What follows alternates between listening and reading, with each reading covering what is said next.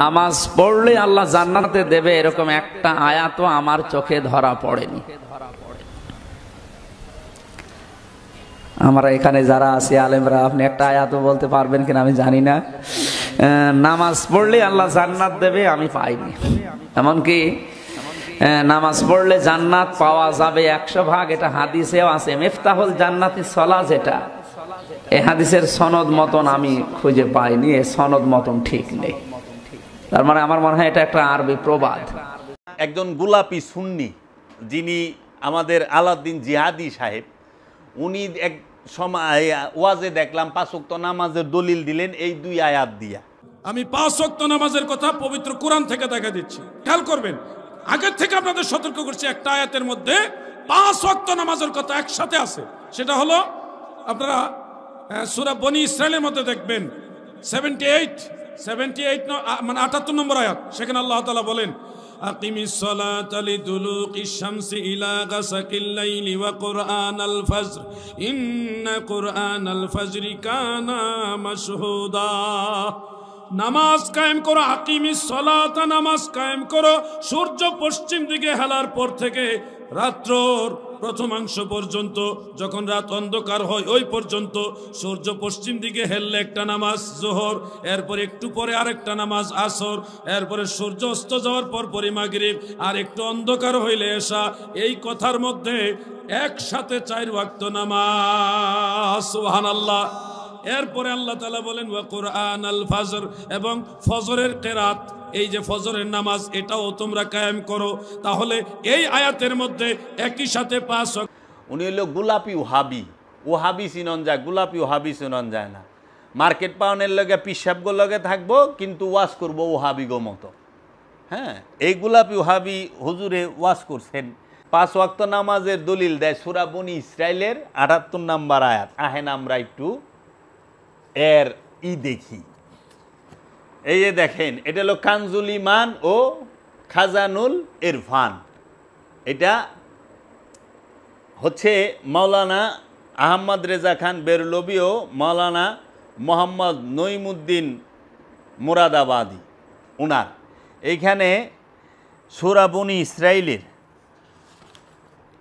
78 নম্বর আয়াতে বলতেছে, নামাজ কায়েম করুন, নামাজ কায়েম করুন সূর্য হেলে পড়ার পর থেকে রাতের অন্ধকার পর্যন্ত, এবং ভোরের কোরআন, এবং নিঃসন্দেহে ভোরের কোরআনের মধ্যে ফেরেশতাগণ হাজির হয়।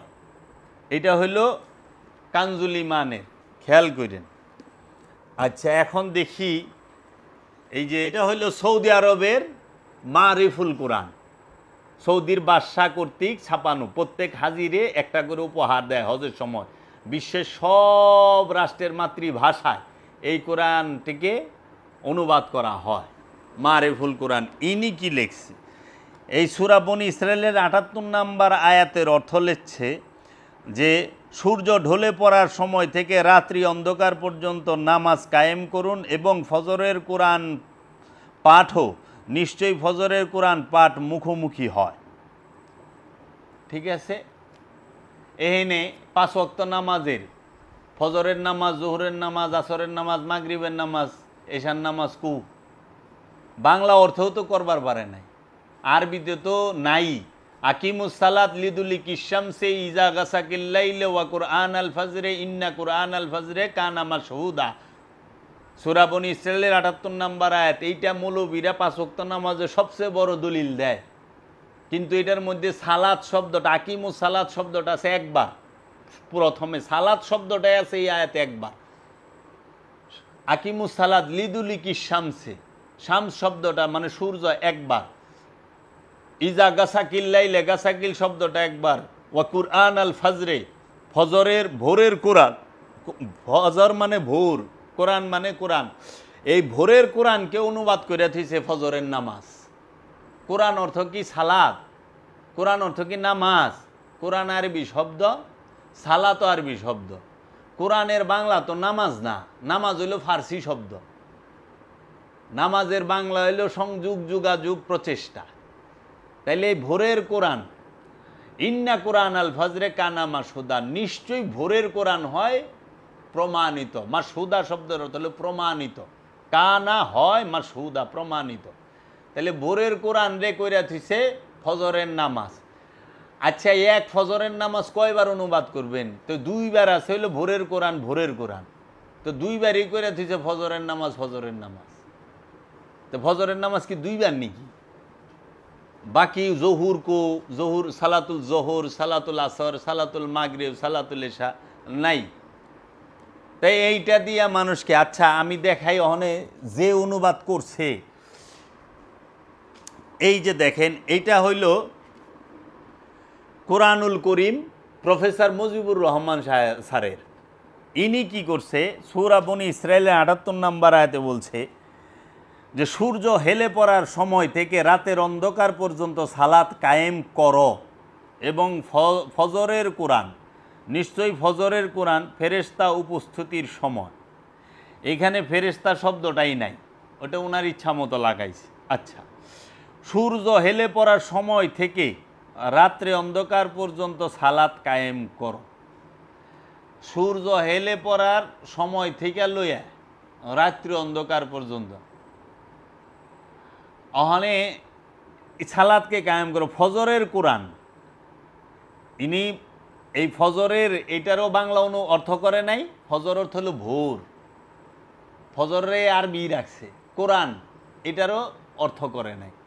আচ্ছা, নিশ্চয়ই ফজরের কোরআন, ভোরের কোরআন, উনি এইভাবে রাখছে। আহেন, এই যে ইনি হইলেন আমাদের Bangladesh Islamic foundation, Bangladesh Islamic ফাউন্ডেশনের অনুবাদ।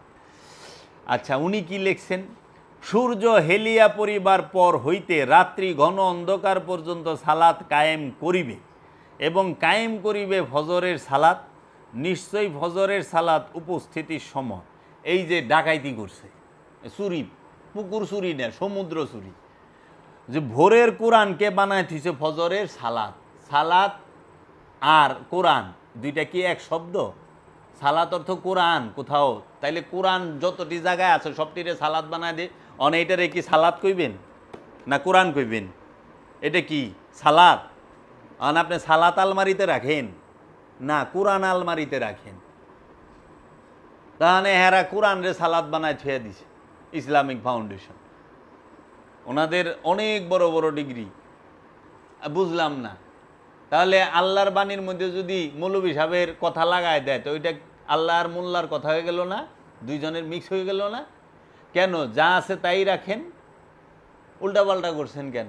এই রকম আমানুর আর মুমিন, এই দুইটার অর্থ, মুমিনের অর্থ কইরা থইছে যাইয়া, আমানুর অর্থ মুমিন কইরা থইয়া দিছে বাংলায়। তা আমানু এক আরবি শব্দ, মুমিন আরেক আরবি শব্দ।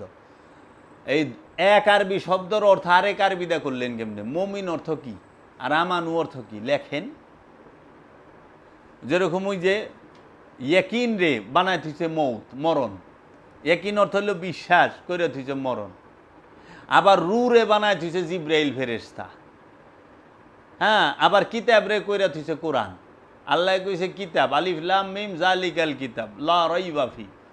কিতাব রে কোরআন বানাইছে, কোরআন রে সালাত বানাইছে, রুহুরে জিব্রাইল ফেরেশতা বানাইছে। তারপরে আপনার এই যে ইয়ে রে, এটারে কি কয়, মৌত রে, একিন রে মৌত বানাইছে। এরকম এত করছে যে আল্লাহ কোরআন একটা আয়াতে বলছে, আমি ফেরেশতা ছাড়া জাহান্নামের অধিবাসী নির্বাচন করি না, ফেরেশতাদেরকে ছাড়া। হ্যাঁ, তো ওইটার অনুবাদ করে থইছে যায়া যে ফেরেশতাদেরকে জাহান্নামের প্রহরী বানাইছে। শুনছেন? আল্লাহ কইছে কি আর হেরা অর্থ করছে কি? আচ্ছা, উনি এখন দেখি এই যে মাওলানা আশরাফ আলী থানভী সাহেব, উনি অর্থে কি করছে? সূরা বনী ইসরাইলের ৭৮ নম্বর আয়াতে উনি বলছেন যে আকিমুস সালাতা লিদুলিকি শামসি ইলা গাসাকিল লাইলি ওয়া কুরআন আল ফজর ইন্না কুরআন আল ফজর কানা মাশহুদা। সূর্য ঢলে যাওয়ার পর থেকে রাতের ঘন অন্ধকার পর্যন্ত নামাজ কায়েম করুন, আর কায়েম করুন ফজরের সালাত, নিশ্চয়ই ফজরের সালাত উপস্থিতির সময়। উনিও এই কোরআন আল ফজরের ফজরের নামাজ বানায় থুয়ে দিছে, ফজরের সালাত। আবার উনি আকিমুস সালাত, এইটার অর্থটা করছিল সূর্য ঢলে পড়ার থেকে রাত্রে ঘন অন্ধকার পর্যন্ত নামাজ কায়েম করো। এখানে লিখছে নামাজ, আর ওই যে সালাত তারপরে লিখছে হইল হ্যাঁ কি ঘন অন্ধকার পর্যন্ত নামাজ আর কায়েম করুন ফজরের সালাত। প্রথমে করছে নামাজ, আর ফজরুল কুরআন আল ফজরে এটার বেলায় করছে ফজরের সালাত। ওন আবার নামাজ লেখে নাই, আশ্চর্যের বিষয় না। সালাত অর্থ তো ফার্সিতে নামাজ, বাংলা হইল সংযোগ যোগাযোগ প্রচেষ্টা। তো বাংলায় তো নামাজে আজ পর্যন্ত অনুবাদই হয় নাই। সালাতের অনুবাদ নামাজের অনুবাদ আজ পর্যন্ত বাংলা শব্দে হয় নাই, একমাত্র বাবা জাহাঙ্গীর করছে হুবহু বাংলায়। আজ পর্যন্ত বাংলায় এই নামাজ শব্দটার হুবহু অনুবাদ করে নাই। যেরকম এই যে সৌদি আরবের যে মারিফুল কোরআন, এই কোরআনে তারা সব আরবি অর্থের অনুবাদ করছে, কিন্তু এরা একটা শব্দের অনুবাদ করে নাই, সেটা হলো ইয়া আইয়ুহান নবী। ইয়া অর্থ ও হে আইয়ুহান নবী, হে গায়েব জাননেওয়ালা। নবী শব্দের অর্থ হলো হিডেন নলেজ, গায়েবের খবর যিনি বলেন তাহাকে বলা হয় নবী। হে গায়েবের খবর বলনেওয়ালা, বাতানেওয়ালা, বলনেওয়ালা, যে গায়েবের খবর অদৃশ্যের খবর দেওয়ালের উমরের খবর কইতে পারে সে হয় নবী। হিডেন নলেজ যার কাছে তিন কাল থাকে না, সব এক হয়ে যায়। অতীত বর্তমান ভবিষ্যৎ এই তিনটা কাল যার কাছে থাকে না, একাকার হয়ে যায়, সে সব বলতে পারে, অতীতও বলতে পারে, ভবিষ্যতও বলতে পারে, বর্তমানও বলতে পারে। কোরআন তার প্রমাণ। মহানবী অতীতকালের কথাও কইছে, বর্তমানকালের কথাও কইছে, ভবিষ্যৎকালের কথাও কইছে, কয় নাই? তাহলে এই তাকে বলা হয় নবী। নবী শব্দের বাংলা অর্থই করে নাই, সালাত শব্দের বাংলা অর্থই করে নাই। ওই যে আপনাকে বললাম না কথা না আগে যে একটা কথা কয়, ভাই আমার বড় পোলাটায় ও স্কুলে পড়ে, আর আমার ছোট পোলাটা ভাই মাদ্রাসায় পড়ে। আশ্চর্যের ব্যাপার, স্কুল আর মাদ্রাসাতে একই জিনিস। স্কুল কয় ইংরেজিতে, মাদ্রাসা কয় আরবিতে, বাংলায় কয় বিদ্যালয়। তখনে বড় পোলায় পড়ে স্কুলে, ছোট পোলায় পড়ে মাদ্রাসায়। মাইজাটা কুই পড়ব বিদ্যালয়ে। এখন আপনারা কইবেন আমার বড় ছেলে সে ভার্সিটিতে পড়ে আর ছোট ছেলেটা বিশ্ববিদ্যালয়ে পড়ে। এরকমই হয়েছে অবস্থা।